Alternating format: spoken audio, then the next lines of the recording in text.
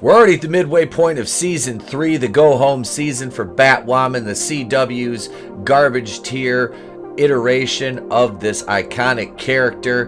What can we expect from the mid-season finale tonight, ladies and gents? Well, let me say this. I hope the contents of your stomach have already been emptied out before you watch this review, because it ain't pretty. Let's go. We start off our mid-season finale in a parking garage, and if Season 1 and 2 were any barometer, based on history and existing series continuity, we know that nothing ends well in parking garages in Gotham. So one of these idiots, either Black Woman or Black Joker, is in serious peril because that's who's having the rendezvous here. But not before two people that have known each other for the equivalent of a cup of coffee execute a perfectly choreographed and stereotypically on-the-nose black handshake, like they've been friends for fucking decades. Can't tell this episode's probably written by a white lesbian? Shit. Ryan says this must be what it would have felt like sneaking out under Jada's nose, to which Black Joker, Marcus, spelled Marquise, pronounced Marcus because he's fucking stupid, responds with probably one of the most brilliant pieces of dialogue that Caroline Dry's pathetic lapdog writers could muster up, and Marcus, spelled Marquise, pronounced Marcus because he's fucking stupid, replies with, "But instead of smoking blunts in the pool house, we're planning a corporate merger behind our back." But instead of smoking blunts in the pool house, we're planning a corporate merger behind our back. A true family business. Whilst Jada's mischievous children seemingly scheme behind her back, two SUVs quickly pull up and Marquise, pronounced Marcus because he's fucking stupid, is startled and moves to protect Ryan, who of course grabs him and he's injected with something to take the edge off for his travels, as Jada walks up and says, and she has her goons take him away to be put into a state of cryostasis until they can cure his mental issues stemming from the joy buzzer which the Joker pressed to his forehead when he was a child. Which you and I both know ain't happening, but let's humor the writers because they're fucking retarded. Jada then asks Ryan what was the favor she needed? Just roll the fucking intro. I was a little frustrated. Batwoman, that's just a car. Somebody's watching this show.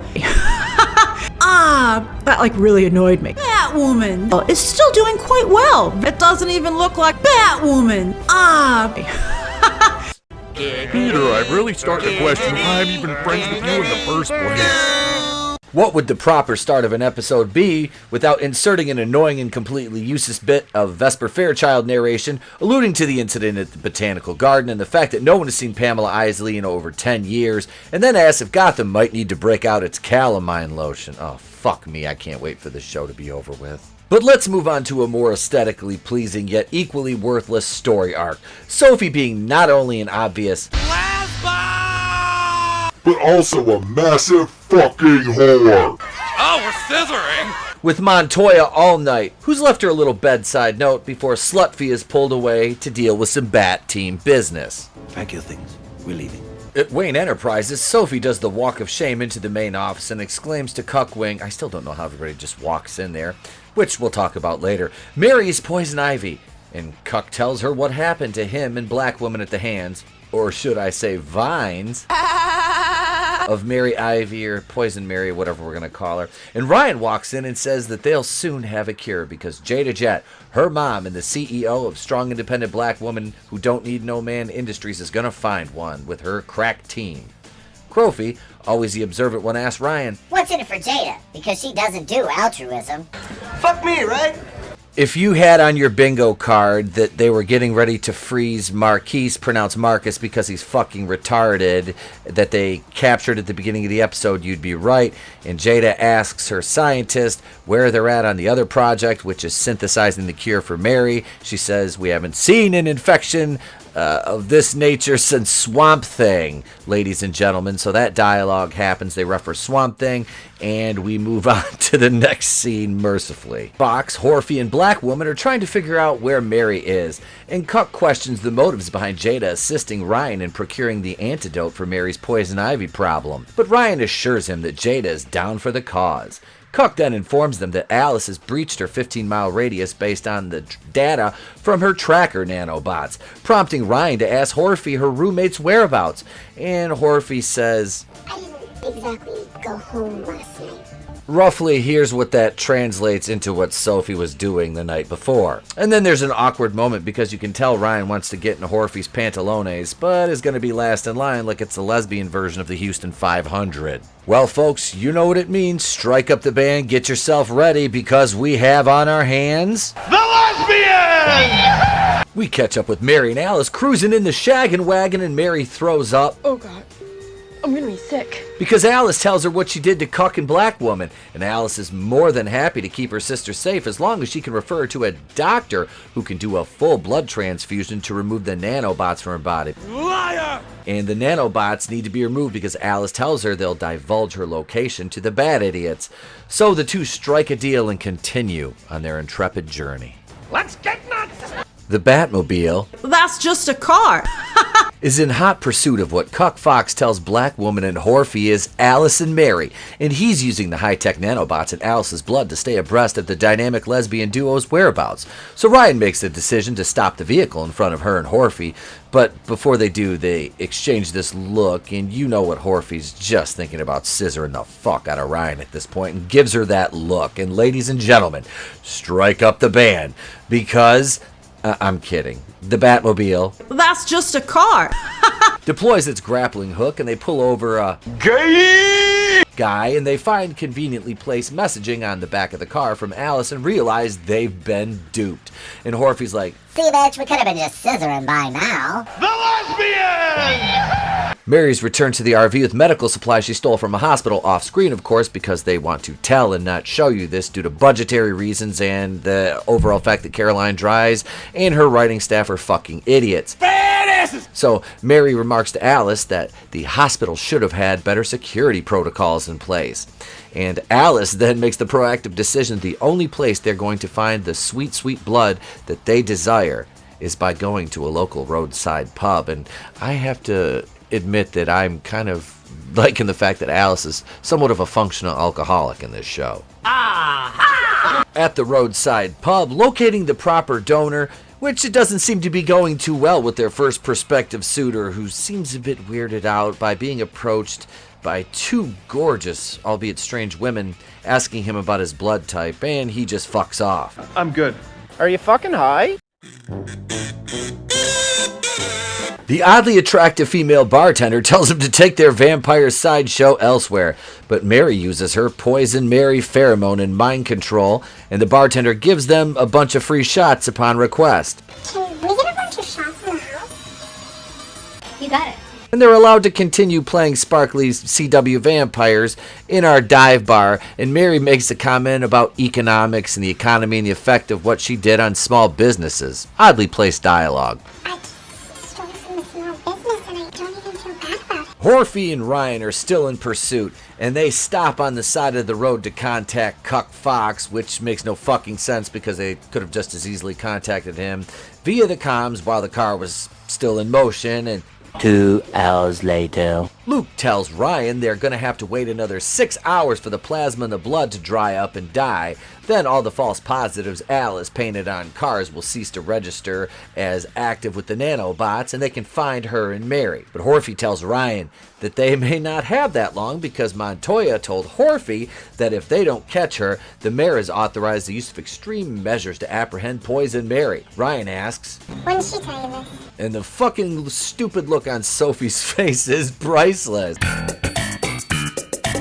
That's Because Sophie now has to tell Ryan that she fucked Montoya last night, when she's clearly been trying to fuck Ryan too. So Ryan gets all up in her lesbian feels and says, Cheaterine, you didn't go home last night? Sophie snaps back with, I wasn't aware I needed your permission, Ryan. didn't realize I needed your permission to get my scissor on, girl. And Ryan is pissed because Montoya is now not only blackmailing her, but she's also scissoring Sophie. You know what that means. Strike up the band. Let the choir sing, ladies and gentlemen, because... the lesbian! Next, we're over at the laboratory of strong, independent black women who don't need no man industries, and their cryostasis department. I don't know. They're just in a fucking room. And Jade is overseeing the popsicleization of her son, Marquise, pronounced Marcus because he's fucking stupid. And this is some of the most cringeworthy, uncomfortable dialogue where dummy sobs, "Oh, Mama, and I'm sorry. Why are you doing this?" Jada's response is nothing less than I would expect from the CW Batwoman writer's staff. Ever since the Joker pressed that buzzer to your head, you haven't been the same. And she approaches him and kisses his forehead and says, "I have to fix you before someone takes you away from me for good." But as the process continues, and for some unknown fucking reason, the metal handcuffs they use to fasten Marquise, pronounced Marcus, to the table are freezing along with him, which means they're brittle, and he breaks out and knocks out Dr. Whitey McCaucasian and drops his mama before escaping. Oh, what the fuck ever? Sophie and Ryan show up at the laboratory of strong, independent black women who don't need no man industries, and they find dead generic white doctor as well as Jada Jet, who's the most important one, so they wake her up, and she tells them that they failed Marquise, pronounced Marcus, because he's fucking stupid, and he went looking for Ryan. Folks, I do hope you realize that we're on the precipice of Black Joker. No, not just Black Joker, but Black CW Joker, which is going to make it that much sweeter. Get what you fucking deserve! Speaking of Marquise, pronounced Marcus because he's fucking stupid, aka Black Joker, he shows up at Wayne Enterprises. He asks for Ryan and takes Cuck Fox's pen that was a gift from his dear old daddy Lucius. And unless you're Helen Keller, you could see this generic quote-unquote pen trick coming from a fucking mile away from the uncreative fucking morons who write this shite. So Cuck Fox calls security, and surprisingly there are actual people working at Wayne. And when security arrives, color me shocked, no pun intended, but the security officer is a black guy. Which means this scene really fucks up the narrative about black on black crimes the mainstream media tries to push as. So not only does Marquise, pronounced Marcus because he's fucking stupid, kill the black security guard by simply stabbing him in the neck with his pen, but after a few punches from Cuck Fox, he beats the fuck out of him and then leaves, spews some meaningless dialogue, and end scene. I wish this was the end of the fucking episode. But that's not the case here. At the super terrific happy hour fun time blood drive, Mary's interviewing a potential donor, and he's not a match, so they quickly discard him. Then Alice shows back up with another generic white guy, and I swear to God, Caroline Drives was like, "Hey, find me the gayest looking vanilla paste white guys for the scene you possibly can," and so they did. And Mary matches with the second guy, who's deeper in the closet than Tom Cruise, and then Mary tells him that he's donating to a very good cause, and Alice says, Meanwhile, we check back in at the headquarters of strong, independent black women who don't need no man industries, and Jade is escorting Sophie to the area where the synthesized cure for Mary is supposedly being kept. And instead of a cure, they find the body of a dead generic milquetoast white female doctor. And Jada says, "Marquise," pronounced Marcus because he's fucking stupid. What have you done, baby? Ryan rushes into her office at Wayne Enterprises and finds Cuck Fox still unconscious on the floor. As she tends to him, Marquise, pronounced Marcus because he's fucking stupid, walks in and basically tells Ryan that he isn't dead. But that's more than he can say for her security officer. There's a plethora of meaningless fucking dialogue back and forth between these two fuckwits, and the gist of the entire fucking godforsaken scene is that Marquise, pronounced Marcus because he's fucking stupid, wants Ryan to sign a letter of resignation from her position as temporary CEO of Wayne Enterprises. Now comes the part where we throw our heads back and laugh. Ready? Ready! And he tells her he's aware of the other deal Jada cut with her regarding the cure for Mary, and he'll give her the antidote as soon as she signs a letter he's conveniently typed and printed up for her. Fuck that puto! Never mind the fact even a temporary CEO's resignation and replacement requires notarization, witnesses, and it's more of an ordeal and a process than simply signing a fucking letter that some retard named Marquise, pronounced Marcus because he's fucking the new Black Joker from the CW, and also happens to be a fucking retarded sociopath, and these things are happening concurrently. Come on, don't bullshit me. Black woman speeding through the night in the Batmobile. That's just a car. And looking for the nearest tracker location, whilst Cuck and Horfy are at Mary's own real-life version of Jumanji, aka the abortion clinic, and Sophie tends to his wounds. They discuss how they both got played by Alice and by... Yada, yada, yada. Then Luke finds out that Mary used her rewards card at a Jitter's coffee shop outside Metropolis during her procurement of the medical supplies from the hospital that she said needed better security. Even though she paid cash and used the name Daphne to get her coffee, The fucking twat was stupid enough to use her own fucking rewards card. because being in control of Hamilton Industries, as well as being a doctor, even if it is at her own back alley abortion clinic, pays so little, she has to use her rewards points to get coffee like she's one of the fucking plebs. So Cuck and Crofy send Ryan towards the pub that Alice and Mary are being whores at. At the pub, Mary returns with the blood of generic pale stale white male victim number 2, and they have a conversation about Mary's feelings, and Alice says, "I won't leave you," and they scissor. Scissor me timber! No, Alice says she'll stay with Mary through her Mary metamorphosis, and Mary says, "Okay, now we can be." The lesbian! Jada is in the lab at Strong Independent Black Woman Who Don't Need No Man Industries, and Marquise, pronounced Marcus because he's fucking stupid, calls her, and he says, You're gonna want to turn on your television at 9 a.m. Any channel. I'm gonna make you proud, mama. "Fuck, is this fucking shit show over yet?" You have done that yourself. Mary is performing a total blood transfusion in the Winnebago. Let that sink in, because that's fucking sterile. And a cop approaches the camper. So what does C.W. Thelma and Louise do? They run him the fuck over.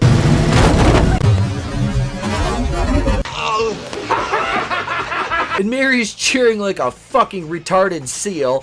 After just leaving a police officer mortally wounded, she feels no remorse, but felt guilty about getting free shots when she used mind control on the bartender earlier at the pub, and murdering the closet gay guy number 2 to perform Alice's transfusion in the first fucking place. So now she doesn't feel any guilt, but she did then. The character motivations make no sense. Good job, Caroline Dries, you fucking idiot. Unfortunately for our sisters, they're stopped by Black Woman and her trusty Batmobile. That's just a car. Grappling hook. So they disembark to meet up with Ryan. Ryan is trying to convince Mary that this really isn't you doing this. I've got the cure right here. Its name is Paul Revere. Oh, and my mummy at Strong Independent Black Woman Who Don't Need No Man Industries made this cure for you. And Mary's like, fuck off, Bat Faker, and summons her vines, which bust out of the pavement and hold Ryan at bay, going so far as to squeeze her hand enough to crush the glass vial containing the cure for the poison ivy infection. And Mary, Alice, Rick, Carl, Abraham, Glenn, Daryl, Maggie, Sasha, and Eugene Michonne all get in the RV and drive off, leaving the plants to commit a Me Too against Ryan. Can plants be lesbians? And can they get Me Too'd? Sophie and Ryan running to each other in the hallway of the abortion clinic. Like, it's kind of funny that they didn't know the other one was in there. And Ryan tells Sophie that, well, we can't get Mary back. And Sophie's like, are you giving up on her? Are you giving up on her, Ryan? Ryan says, no, I think she's given up on us, Sophie. And Sophie's like, hey, you fucking slut, why don't we just scissor? Let's scissor. Let's just fucking scissor right now. Oh yeah, here's another useful scene as we see the sun rise in the morning, which means that Mary's permanent transformation into Poison Mary or Mary Ivy or whatever is almost complete now, as there's no turning back apparently, which we all know there'll be a Deus Ex Machina involved in this somehow, because they won't turn Nicole Kang into Poison Ivy, because at some point we're going to see Bridget Reagan, even though we've got Poison Mary right now, so fuck this scene. Our trusty Gotham 8 reporter exposition dump, she's positioned outside of Wayne Enterprise, and she's like, There's a hostile takeover! At Wayne, we see behind the desk none other than the new CEO of Wayne Enterprises, Marquise, pronounced Marcus because he's a fucking retard with purple hair in an orange suit, which of course would make him the new CW Joker, Black Joker that is, and he says while he's been hired to put money in the coffers of the shareholders as Jada watches on his mommy, he says, we're gonna have a whole lot more fun. And he also promises that he's going to do everything he can. And no, don't pay attention to those Cheerio lips he's making or the disgruntled face of Mommy Dearest Jada, but he says, our main mission is to put a smile on everyone's face.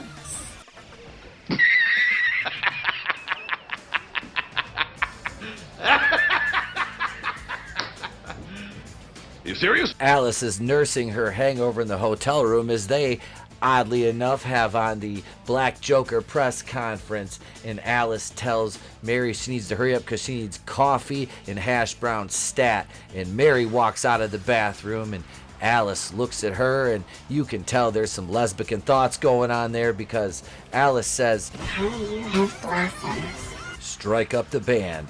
Let the angels sing, sound the alarms, even though these two are somewhat sisters. Ladies and gentlemen, The lesbian! Poison Mary, or Mary Ivy, says she doesn't care what they do as long as it's fun, and she gets a glimpse of Black Joker on the TV screen, and Mary looks at him, and maybe she's not a lesbian, because she quickly exclaims, Well, you certainly look like fun. fuck off show! That's it, folks. That's the mid-season finale of this fucking dumpster fire. Holy shit, I hated it. It was painful. I've been working on this video for around 15 hours now. I'm done. Thank God it's not coming back till January. I'll get my sanity back. Oh God, remember to do all the things.